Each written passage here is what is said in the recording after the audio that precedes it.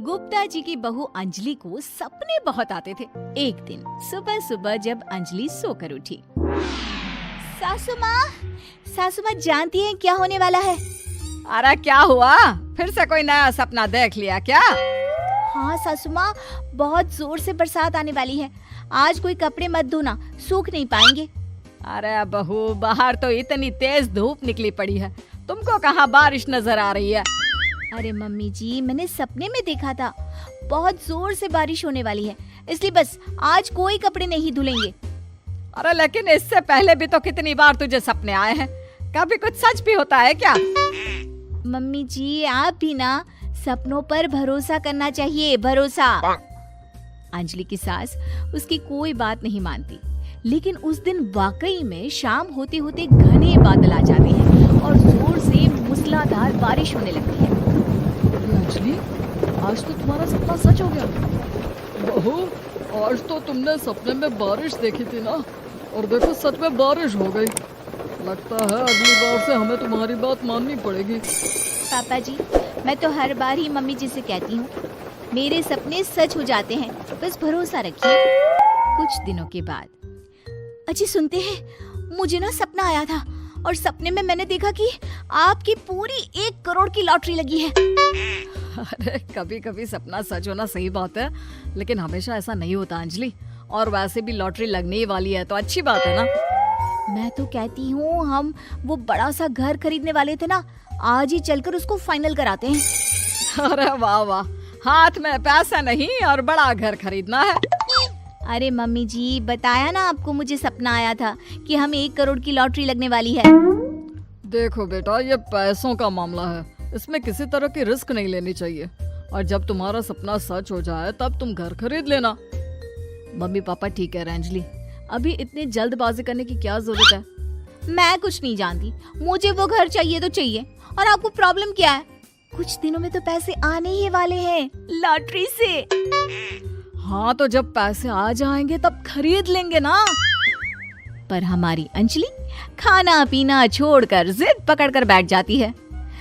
आखिर मजबूर होकर अंजलि के पति को उस घर को बुक कराने के पैसे देने पड़ते हैं। कई दिन बीत जाते हैं, लेकिन अंजलि के पति की कोई लॉटरी नहीं लगती। कुछ दिनों के बाद, तुम्हारे सपने के चक्कर में तो सब खराब हो गया अंजलि। ना लॉटरी लगी, ऊपर से बेकार में ही सारी जमा पूंजी उस घर को खरीदने में खर्च हो गई। थोड़े दिन तो इंतजार करो, अब ऐसा थोड़ी ना होता है कि आज सपना आया और कल आपकी लॉटरी लग गई। मैंने तो पहले ही कहा था, तुम्हारी बीवी को तो हर सपने पर विश्वास करने की आदत पड़ गई है। ऐसा भी कहीं होता है क्या? कुछ दिनों के बाद अचानक से अंजलि के पति के पास एक फोन आता है और पता चलता है कि उसकी 1 करोड़ की लॉटरी लग गई है। अरे वाह अंजलि, ये तो कमाल हो गया, मेरे तो सच में लॉटरी लगी। अरे भगवान भला करे तुम्हारा। हाँ हाँ बहू, अब तो तुम जो कहोगी हम वो सब बात मानेंगे। तुम्हारे सपने का मतलब तो पूरा का पूरा सच होता है। अरे बिल्कुल ठीक कहते हैं, मैं तो बेकार में ही बहू को उल्टा सीधा सुनाती थी। अरे इसके सपने तो वाकई में सही हो जाते हैं। अपने घर वालों की बात सुनकर अंजलि मन ही मन बहुत इतराती है। उसे लगता है कि अब वो जो भी सपना देखेगी सच हो जाएगा। और इसी चक्कर में एक दिन अंजलि को सपना आता है कि अचानक उनके घर पर बहुत सारे मेहमान आने वाले हैं। यही सोचकर अंजलि अपनी सास को कहकर बहुत सारा खाना पहले से ही बनाकर रख लेती है। सुबह से शाम हो जाती है। हमने इतना सारा खाना बना लिया, लेकिन हमारे घर तो कोई मेहमान आया ही नहीं। हाँ मम्मी जी, अब तो रात होने आई है, लगता है ये खाना हम लोगों को ही खाना पड़ेगा। गुप्ता जी का परिवार पूरे 2 दिन तक उस खाने को खाकर खत्म करता है, लेकिन अंजलि की ये अपने सपनों पर भरोसा करने की आदत इतनी जल्दी छूटने वाली कहाँ थी।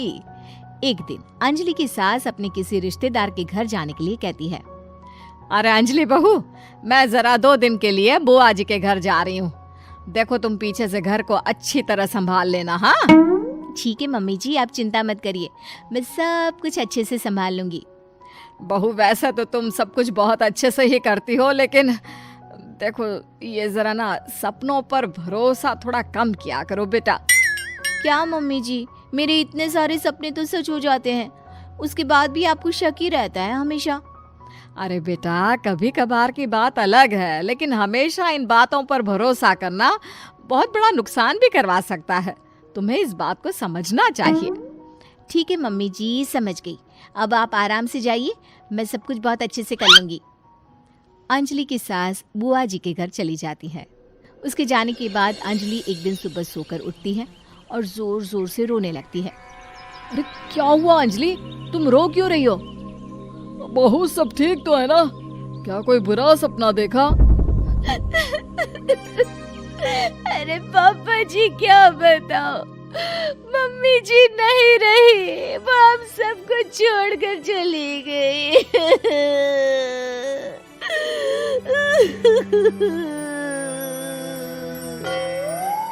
छोड़कर चली गई? अरे क्या मतलब है? वो तो अपनी बुआ जी के घर गई है ना? पापा जी, सासू माँ बुआ जी के घर नहीं, भगवान जी के घर गई है। अरे अंजलि, सुबह सुबह कैसी बात कर रही हो? बुआ के घर गई है, कुछ नहीं हुआ है उनको। मैंने सपने में देखा था, मम्मी जी भगवान को प्यारी हो गई है। अंजलि का पति उसे समझाने की कोशिश करता है, लेकिन अंजलि के बार बार कहने पर वो भी इस बात पर भरोसा कर लेता है कि अब उसकी माँ दुनिया में नहीं रही। सारे गांव में ये खबर फैल जाती है कि अंजलि की सास की मौत हो गई। भगवान, अब हम क्या करेंगे? तुम्हारे सर से माँ का साया उठ गया।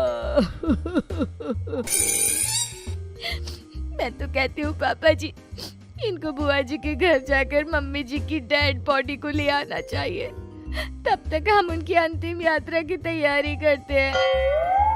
अंजलि का पति अंजलि की बात सुनकर बुआ जी के घर के लिए रवाना हो जाता है।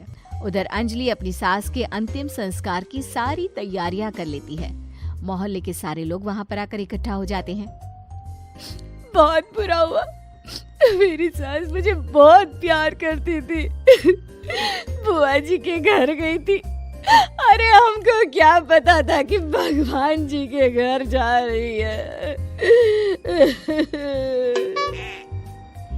अंजलि ने अपनी सास की तस्वीर पर हार पहनाकर घर के बीचों बीच रख दिया।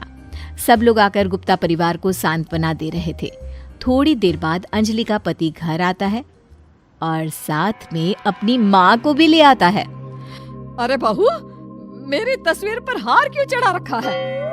सब लोग अंजलि की सास को देखकर डर जाते हैं। अरे आप लोगों को डरने की कोई जरूरत नहीं है, मेरी माँ जिंदा है। ये तो मेरी बीवी के सपने के चक्कर में हम लोगों ने अपनी माँ को मरा हुआ समझ लिया। बहू, सपने देखना ठीक है, पर अपनी जिंदा सास का अंतिम संस्कार करना बहुत बड़ी गलती। इसके बाद अंजलि की अपने सपनों पर आंख मूंद कर भरोसा करने की आदत